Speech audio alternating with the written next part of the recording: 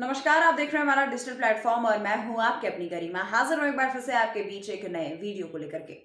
आज की जो रिपोर्ट है वो किसी व्यक्ति की आस्था पर सवाल नहीं उठाती, बल्कि उस सिस्टम पर सवाल खड़ी कर रही है जो आस्था और सत्ता के बीच की लक्ष्मण रेखा को बार बार धुंधला करता नजर आ रहा है। मामला जुड़ा है छत्तीसगढ़ से और नाम आता है इसमें बागेश्वर धाम के पीठाधीश्वर पंडित धीरेन्द्र शास्त्री उर्फ बाबा बागेश्वर।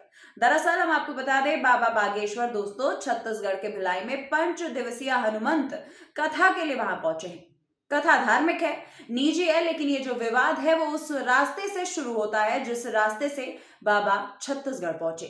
जी हाँ, जानकारी के मुताबिक बाबा बागेश्वर मध्य प्रदेश से छत्तीसगढ़ सरकार के शासकीय विमान से रायपुर लाए गए।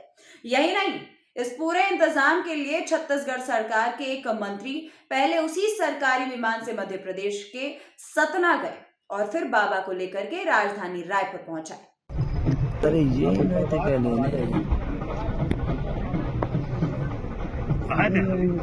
या आ गया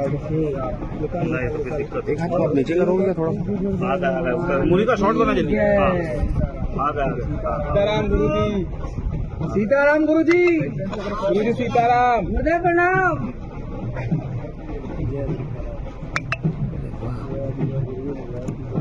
अरे वीडियो में गलत आ गई। अब यहाँ सवाल बिल्कुल सीधा है, क्या बाबा बागेश्वर किसी संवैधानिक पद पर है? क्या वे राज अतिथि की श्रेणी में आते हैं, या फिर हम यूं कहें कि क्या वो किसी निजी धार्मिक आयोजन के लिए सरकारी विमान का इस्तेमाल नियमों के तहत जायज है?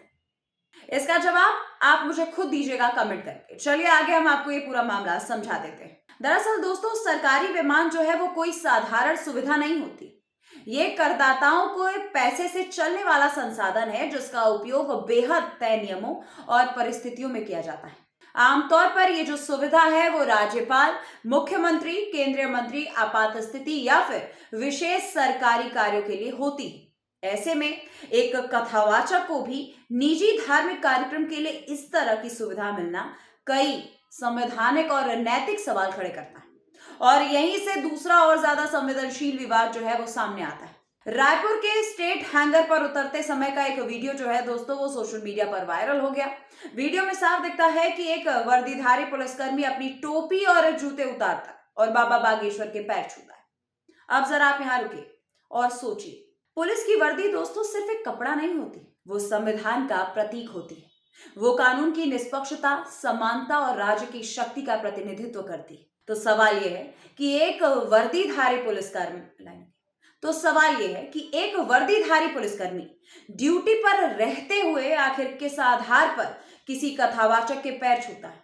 क्या ये उसकी निजी आस्था थी या सरकारी पद की मर्यादा का उल्लंघन? क्या कल कोई अधिकारी किसी और धर्मगुरु के सामने भी इसी तरह टोपी उतार कर झुकेगा? और अगर ऐसा नहीं करेगा तो फिर समानता कहाँ गई? संविधान का अनुच्छेद 14 साफ कहता है दोस्तों कि कानून के सामने सभी बराबर हैं। फिर ये विशेष व्यवहार किस आधार पर दिया गया? आस्था के, प्रभाव के या फिर सत्ता के करीब होने के? आप बताइए, इस पर आपकी क्या राय है? आप कमेंट करके जरूर बताइएगा। इसके बाद सोशल मीडिया पर लोग सवाल पूछने लगे, अगर बाबा बागेश्वर को सरकारी विमान मिल सकता है तो किसी लेखक, कलाकार, सामाजिक कार्यकर्ता या आम नागरिक को आखिर क्यों नहीं? अगर एक कथावाचक के सामने पुलिसकर्मी झुक सकता है तो क्या ये पुलिसकर्मी की गरिमा के खिलाफ नहीं होगा? यही वजह है कि लोग इस पूरे मामले में निष्पक्ष जांच की मांग कर रहे हैं। सवाल सिर्फ एक पुलिसकर्मी का नहीं है, सवाल उस संदेश का है दोस्तों जो समाज में जा रहा है कि आस्था अगर सत्ता के करीब हो तो नियम झुक सकते हैं। इसी बीच बाबा बागेश्वर ने भिलाई में मीडिया से बातचीत भी की और बांग्लादेश, हिंदू एकता, धर्मांतरण जैसे संवेदनशील मुद्दे पर बयान भी दिया। वो कहते हैं कि अगर हिंदू एक नहीं हुए तो भारत में भी बांग्लादेश जैसी स्थिति बन सकती है। इसके बाद बाबा बागेश्वर कहते हैं कि जब तक भारत हिंदू राष्ट्र नहीं बन जाता, यात्राएं उनकी चलती रहेंगी। ये जो बयान है वो अपने आप में राजनीतिक और सामाजिक बहस को और गहरा कर देता है, क्योंकि जब धार्मिक मंच से इस तरह के बयान आते हैं और उसी वक्त राज्य के मशीनरी विशेष सम्मान में खड़ी नजर आती है तो धर्म और राजनीति की रेखा जो है वो और भी धुंधली हो जाती है। यहाँ सवाल दोस्तों बाबा बागेश्वर की आस्था का नहीं है, ना ही सवाल उनके विचारों से सहमत या फिर असहमत होने की है। सवाल यहाँ सरकारी संसाधनों और वर्दी की मर्यादा का है। क्या एक कथावाचक की हैसियत इतनी बड़ी है कि उसके लिए सरकारी विमान भेज दिया जाए? क्या एक पुलिसकर्मी को अपनी वर्दी की गरिमा भूलकर सार्वजनिक रूप से नतमस्तक होना चाहिए?